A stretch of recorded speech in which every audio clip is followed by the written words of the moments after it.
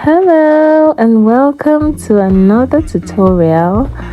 Today we're going to be making a bustier. Alright, so the first thing you want to do is to get your front piece, right? So this fabric here is folded into two with my biggest measurement, and in this case the bust measurement is the biggest, which is 43. So you're going to fold it into two using 43 plus a lot of allowances, right? So this is me just basically calculating the waist part of the dress, where I'm going to create the bustier from, like the dart and all of that. So doing that was 38 divided by 4. 38 is the waist, divided by 4, all your measurements you're dividing it by 4, then plus 6 inches allowance. That's what I did, and then it got me 15.5. So normally I would fold this by 15.5, but I folded this by 18 because I want a lot of allowance. Like, you better have more than less. You get more is always better. So this material is 18.5 by 17 inches. So next thing I want to do is to go ahead and impute the measurement. So first I'm putting is the shoulder. So the shoulder measurement is 16 divided by 2, 8. So I am doing that plus my shoulder slant. All right, I came down by an inch and I am connecting that point. So now I'm going ahead to do the armhole measurement, which is 8.5. Your bust divided by 6 plus 1.5, and that's what gave me 8.5. So now I'm putting the bust measurement and imputing the bust measurement plus just a little bit of allowance. That's not all I'm going to add. So that's the under bust and point I just measured, and now I am taking the bust span, and this is the bust point, okay, and that vertical line is the bust span. So I'm dividing the armhole measurements by 2 and just basically carving out the armhole measurement. So I'm going up on the bust point line by 1 inch and coming down by 1 inch. Then I am on that line on the side front, I am going out by 2 inches. Then you see that midpoint at the shoulder, I am connecting it to that point, those points that I measured up, and you see it's slowly forming a bustier, right?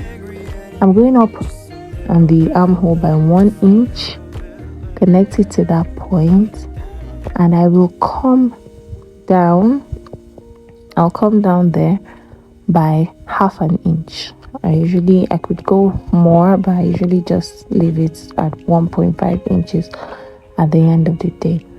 So it's going to be short if you don't extend it. So I'm going to be extending that armhole line by, it's supposed to be 1.5, but to be safer I usually extend it by half an inch longer, so that will be 2 inches.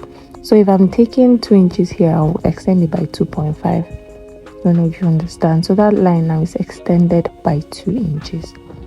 So now I'm going ahead to impute the bust measurement. So there's your bust divided by 4, right? Then that 1 inch I'm adding is sewing allowance for the both sides. That's joining allowance. I'm not drafting it. I'm drafting it directly, so I have to put that into consideration. And then I added 3 inches seam allowance.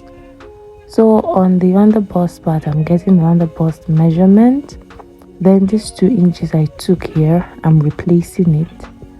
Then I will add 1 inch for those to join those two parts together, because I'm going in by half inch from both sides. And then I will add my 3 inches seam allowance. So at the end of the day, I have added about 4 inches seam allowance to this. All right, so I'm going to connect both lines. Instead of making it have this awkward shape, I'll just go straight from where it looks like, you see. So I just drew a straight line. So that means at the end of the day, at the bust part, the allowance is more than that 3 inches. To be about 4 inches extra.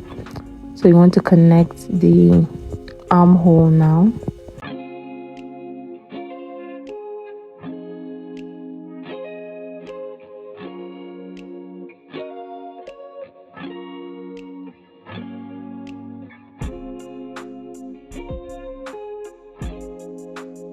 After doing all of that, you'd want to do the neckline.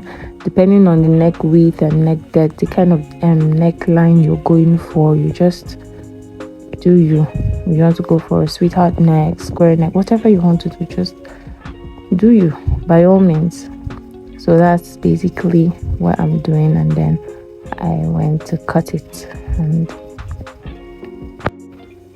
so you cut it, and when you're cutting the shoulder part, remember to give your 1/2 inch seam allowance on the shoulder. I'm cutting directly.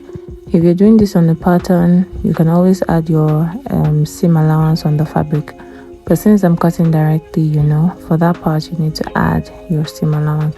So this is how it's going to look when I'm done sewing it. The next thing I want to do now is to attach my hair stay to both the front and the back panels. Okay, so you're going to use the rough side of the hair stay. You're going to join it to the back side of the satin, because that's a bridal satin.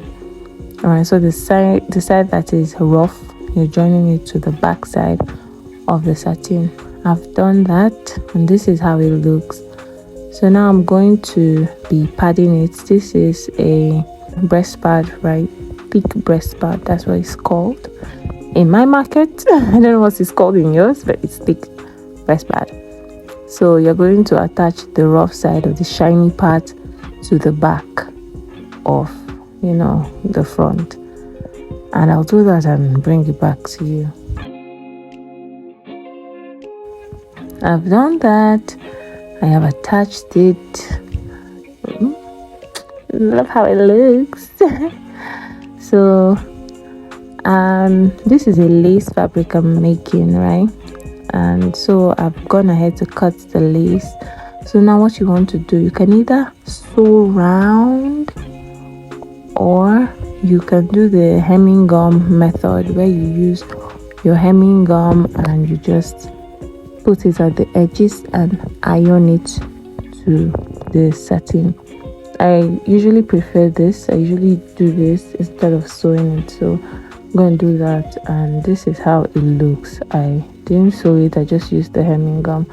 So I don't know, I'm not sure you can see the hemming gum, but it's there. I didn't sew it, and so I'm going to go and sew it now. I'll be joining all the parts together and holding the dart behind, and then I'll do the same for the lining, and then that's the lining I had already cut. So I'll do it and join everything and come back.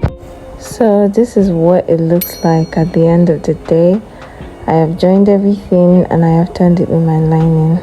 So I'd like to use this short opportunity to say thank you for subscribing and liking my videos and watching them. I'm really grateful. This is the back piece. I've turned it with the lining and I have inserted my dart. So till we meet again in my next video. Bye.